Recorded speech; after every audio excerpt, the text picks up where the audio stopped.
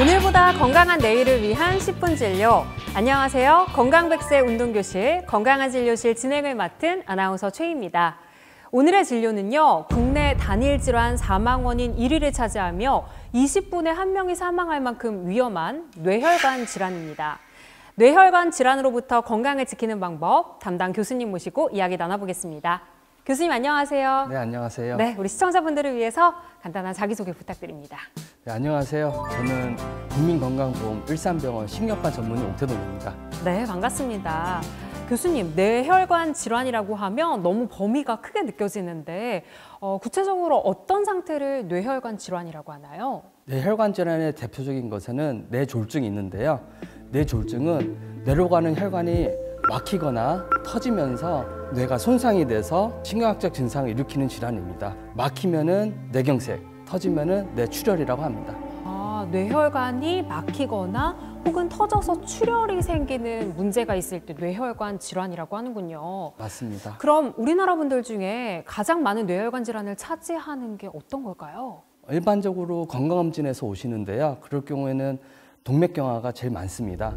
동맥경화라는 것은 혈관에 콜레스테롤이 쌓이면서 혈관이 딱딱해지거나 아니면 두꺼워지면서 나중에 뇌졸중의 원인이 되는 질환입니다. 뇌혈관이 딱딱해지고 두꺼워진다. 이야기만 들어도 굉장히 큰 문제가 발생할 것 같은 생각이 드는데요. 이 뇌혈관 질환을 일으키는 원인이 뭔가요? 우선은 뇌혈관 질환을 일으키는 원인은 크게 두 가지. 교정할 수 없는 것과 교정할 수 있는 것이 있습니다. 교정할 수 없는 것은 대표적인 게 나이가 있습니다. 네. 나이는 교정할 수가 없어요. 그쵸. 교정할 수 있는 것 중에서는 고혈압, 당뇨, 고지혈증과 같은 만성 질환들 또는 일부 심장 질환 또는 담배, 과다한 음주 같은 것들이 있습니다. 네, 우리가 교정할 수 있는 것들은 미리미리 관리하고 예방하면 좋겠네요.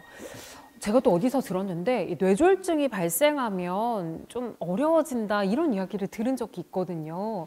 이게 뇌혈관 질환이 국내 단일 질환 사망 원인 1위인 것과 연관이 있는 거죠? 그렇습니다. 우선 뇌졸중이 그런 원인의 대표적인 건데요. 뇌졸중 같은 경우 가장 큰 특징이 갑자기 온다는 거예요. 그래서 일상생활 하시다가 갑자기 벅 하고 증상이 생기는데요. 증상이 심하면은 병원에 바로 오니까 문제가 되지 않습니다. 하지만 증상이 경하거나 5분에서 10분 정도 잠깐 증상이 왔다 갔다 하는 경우에는 본인이 괜찮다고 생각해서 병원에 오지 않습니다. 아프신지 모르고 일상생활 하시다가 치료 시기를 놓치는 경우가 많습니다. 그렇군요. 그럼 처음에 증상이 생겼을 때 이게 뇌혈관 질환인지 아닌지 안다면 정말 많은 도움이 될 것 같은데요. 스스로 해볼 수 있는 자가 진단법 같은 게 있을까요? 우선 뇌경색의 가장 큰 증상들 몇 가지 먼저 말씀드리면은 우선 편측으로 팔다리가 힘이 빠지거나 감각이 남의 살처럼 느껴지거나 또는 안면마비가 오거나 발음이 안 되거나 언어 장애가 생기는 경우인데요. 네. 확인할 수 있는 방법은 팔 같은 경우는 팔을 이렇게 앞으로 들어 올려 보세요. 그런 다음에 눈을 감고 5초 동안 기다려 보세요.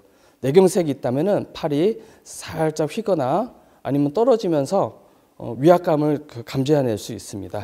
지금 이제 저는 괜찮은 상태인 거고 뇌혈관 질환 있으신 분들은 약간 이렇게 되는 경우들이 있다는 말씀이시죠? 네, 맞습니다. 네. 또 다른 대표적인 증상이 안면마비입니다.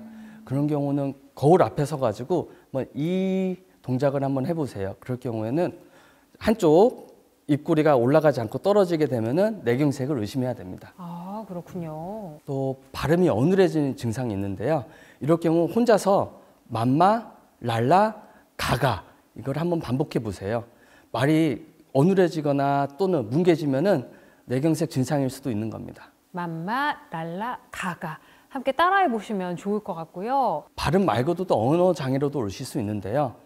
언어 장애가 심해가지고 말을 못 하시는 경우에는 또 병원에 잘 오시는데 또 말은 막 하는데 외계어처럼 엉뚱한 말을 갑자기 하고 그러면은 그런 것도 뇌경색의 증상이니까 놓치지 말고 빨리 병원에 오시는 걸 추천드립니다. 교수님 이야기를 들으니까 이 증상들이 와, 진짜 뇌혈관 질환 무서운 거구나를 다시 한번 깨닫게 해주는 것 같아요. 물론 무서운 질환입니다. 뇌가 다치게 되면은 후유증이 잘 생기고 심할 경우에는 사망할 수도 있습니다. 하지만 골든타임 안에 잘 오시면은 치료받으시고 후유증 없이 잘 치료받으실 수 있습니다. 이제 많은 분들이 골든타임의 중요성에 대해서는 알고 계실 것 같은데요. 또 드라마 이름으로 친숙하기도 하잖아요. 네, 맞습니다. 골든타임이라는 거는 증상이 생기고 나서 그 증상을 효과적으로 치료할 수 있는 최소한의 시간을 말하는데요. 아마 드라마 이름도 그렇게 짓지 않았나 싶습니다. 그럼 뇌혈관 질환의 골든타임은 어느 정도인가요? 뇌경색 같은 경우는 3시간, 경우에 따라서는 한 4.5시간까지는 혈전 용해제라는 약을 써가지고 혈전을 녹일 수 있습니다. 또 6시간, 또 길게는 24시간까지 증상 생기고 나서 오시면은 혈관을 뚫어주는 시술을 할 수도 있습니다. 혈관을 뚫는 시술이요? 네, 맞습니다. 그 혈전 요괴제를 쓰면은 혈전을 녹여가지고 뚫릴 수도 있고, 그렇게 해서 안 뚫리는 경우에는 신경 중재술을 해가지고 혈전을 끄집어내는 시술을 하기도 합니다. 다만 뇌가 손상되기 전에 치료를 해야 효과적이기 때문에 저희가 골든타임은 3시간에서 6시간 사이를 이야기합니다. 네, 골든타임 아주 중요합니다. 골든타임 안에 오신 분들 중에서 말도 못하고 한쪽 팔다리 못 쓰고 오시는 분들이 있는데요. 골든타임 안에 치료를 받게 되면은 다음날 기적처럼 걸어 다니시고 말도 잘하시고 하는 경우들이 있습니다. 제 환자들 중에서 한 분 90세 할머니셨는데요. 그분도 마찬가지로 한쪽 팔다리도 못 쓰시고 말도 못하고 의식도 오락가락 하시는 상태로 오셨는데, 다행히 골든타임에 오셔가지고 혈전 치료제도 받고 또 동맥내 혈전 제거술을 통해서 혈관을 뚫는 시술을 했어요. 그래서 다음날 잘 치료가 돼서 확인해 보니까 환자분 팔다리 잘 움직이고 말도 너무 잘하셔가지고 집에 가겠다고 병동에서 난리 핀 적이 있는데요. 그렇게 보면서 좀 힘들긴 했지만 좀 많이 뿌듯했었습니다.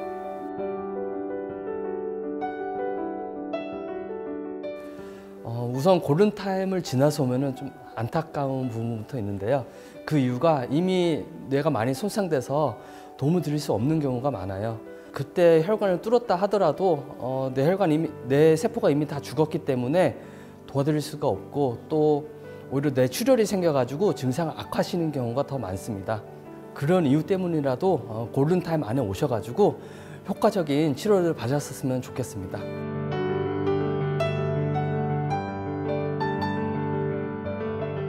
교수님, 그래도 이제 시술이나 치료를 받기 전에 미리미리 예방하는 게 중요할 것 같은데요. 그럼 이런 뇌혈관 질환을 일상생활 속에서 예방하기 위해서 할 수 있는 구체적인 방법이나 행동 같은 건 무엇이 있을까요? 아까 말씀드린 위험 요소랑 비슷한데요. 그런 위험 요소들을 제거하는 겁니다. 그래서 담배를 피는 경우는 반드시 끊어야 되고요. 그리고 고혈압, 당뇨, 고지혈증 같은 것들이 있으면은 필요한 약물 치료를 하면서 꾸준한 관리가 중요하겠습니다. 과도한 음주도 피하셔야 되고요. 그리고 꾸준한 운동이 뇌경색 예방하는 데 도움이 될 수 있을 것 같습니다. 금연, 만성 질환 관리, 그리고 꾸준한 운동. 생각보다 별건 없네요. 맞아요. 굉장히 상식선에서 하는 얘기인데요. 상식선인 만큼 또 실천하기는 어렵기는 합니다. 하지만 뇌혈관 질환 같은 경우는 혈관이 건강해야 그 질환이 오지 않기 때문에 평소에 꾸준히 운동하시고 건강관리가 필요하겠습니다. 사실 그 운동을 하면 아프다는 분들도 있잖아요. 특히 우리 어르신분들은 적극적으로 운동을 하기가 좀 힘든데 이럴 때는 어떻게 하면 좋을까요? 운동이라고 해서 격한 달리기, 크로스핏 그런 걸 얘기하는 건 아니고요. 외래에 환자들이 오면은 저는 이렇게 설명을 합니다. 일주일에 3번, 한 번 할 때마다 30분 이상, 강도는 땀이 맺히거나 또는 심장이 좀 벌렁벌렁 할 때까지 하는 운동을 추천을 드립니다. 교수님, 그럼 어르신분들께 특별히 추천하는 운동 있으실까요? 네, 어르신분들 같은 경우에는 실내 자전거라든지 수영과 같이 물에서 하는 운동을 추천드립니다. 물에서 하는 운동이요? 특별한 이유라도 있을까요? 네, 어르신들 같은 경우는 관절이 안 좋으신 분들이 많기 때문에 물에서 하는 운동 또는 실내 자전거 같은 경우에는 중력의 영향을 덜 받기 때문에 관절에 무리가 되지 않아서 관절도 보호하고 운동도 할 수 있고 일석이조일 것 같습니다. 저도 운동을 좋아하는 편인데요. 교수님 만나 뵙고 나니까 이 뇌혈관 질환을 더 예방하기 위해서 더욱더 꾸준히 운동해야겠다는 생각이 듭니다. 자, 그럼 마지막으로 교수님께서 생각하는 뇌혈관 질환은 무엇이다? 한 단어로 정리한다면 어떤 게 좋을까요? 뇌혈관 질환은 fast라고 이야기를 합니다. fast, 빨리요? 병원에 빨리 오라는 뜻인가요? fast의 철자를 보면은 앞에 F, F. F는 face, 안면마비. A는 arms, 그래서 팔, 다리, 위압감을 얘기하는 거고요. 네. S는 speech, 발음이 어눌해지거나 언어 장애가 있거나. T는 time이어서 그런 증상이 생기면은 빨리 병원에 와라 라는 뜻을 담고 있습니다. 와, 베스트 한 번 들으면 절대 안 잊힐 것 같아요. 그건 사실 학교에서 맞는 거고요. 저는 두 가지만 기억하면 될 것 같습니다. 뭔가요? 1운, 1운, 일상 속에서 운동하기. 일상 속에서 운동하기. 2병, 2병, 몸이 이상하면 병원에 빨리 가기. 이상하면 병원 가기. 1운 2병도 정말 잘 기억이 될 것 같습니다. 저도 늘 기억하면서 더욱더 미리미리 예방하고 실천해야 할 것 같습니다. 자, 교수님 오늘 건강한 진료실 함께 해주셨는데 어떠셨나요? 저희 진료실보다 여기 건강한 진료실은 더 많은 분들을 만날 수 있기 때문에 더 유익한 시간이 되지 않나 싶고요.